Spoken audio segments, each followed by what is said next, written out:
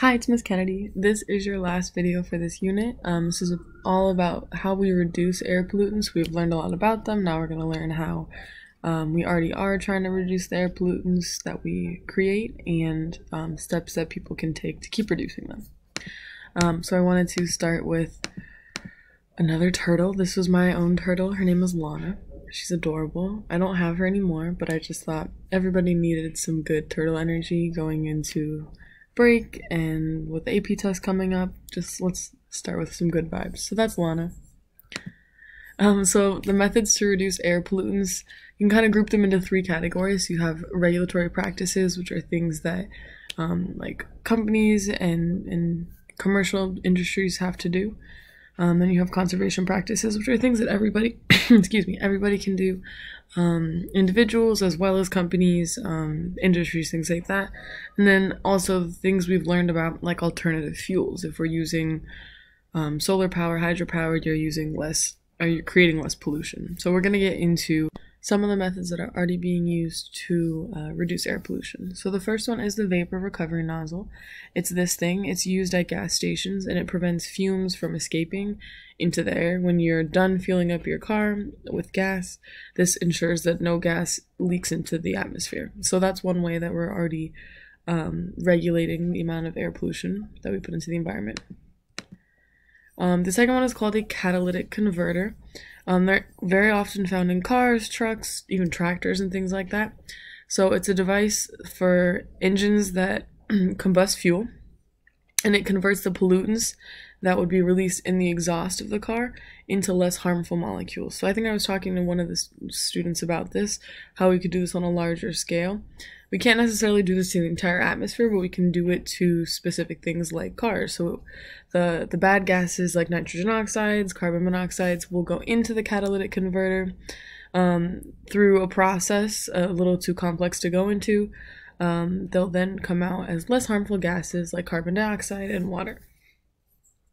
So that's another way that we're already reducing the amount of pollution we put into the air. Doesn't mean we're getting rid of it, but these are solutions. And this one was created in 1975, so it's been around.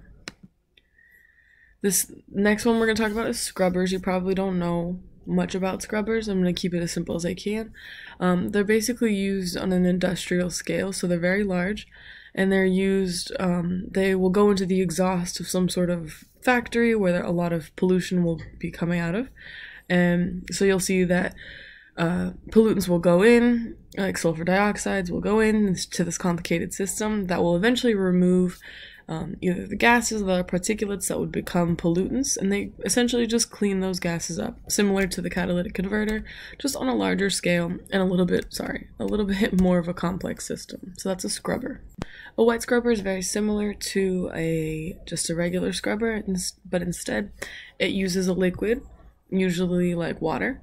And the same process occurs where your contaminated gas or particulates enter the scrubbing machine, and then using that liquid, they're filtered, and then clean gas comes out. And they're used for, again, collecting particulates and gas in one system. So you don't need two separate scrubbers. This can do both particles and gases.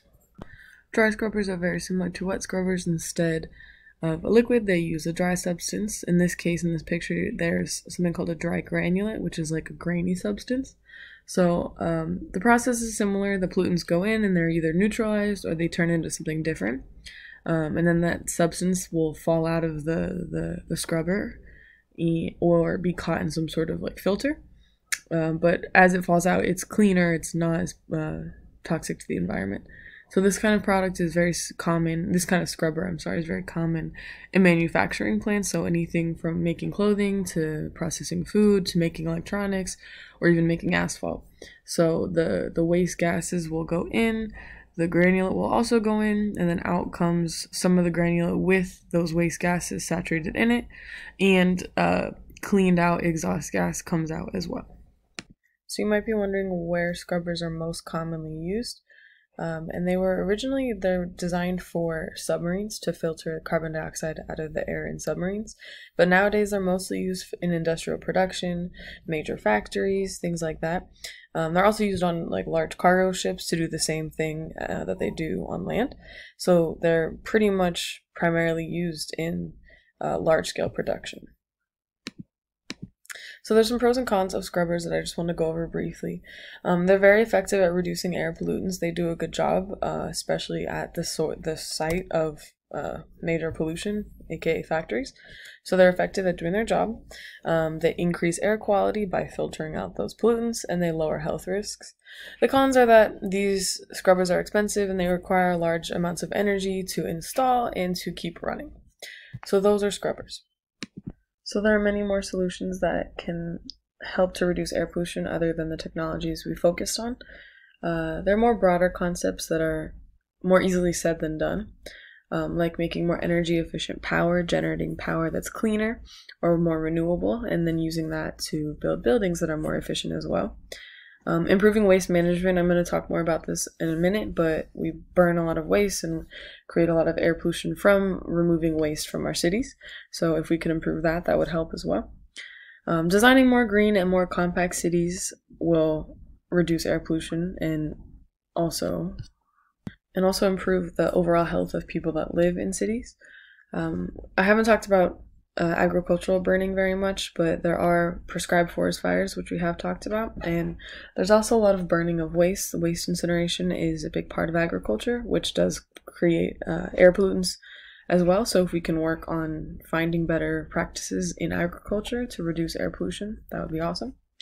And I think this is more of a universal thing, but making sure that everybody has access to clean and affordable fuels, which is much easier to just say and put in a slide than to actually do. But I think that can start with safe and affordable public transportation, like making more bike-friendly cities, making better public transportation that's more accessible to everybody, and then people are more likely to use it and stop driving cars. So if we can start to shift the way we get around, that can also help. So I just briefly want to show you some of the solutions at work, because I think it's better to actually hear real news than just talk about it in theory. So the gas station, the nozzle is a solution, and it worked. It helped to reduce air pollution all over the world, which is a win.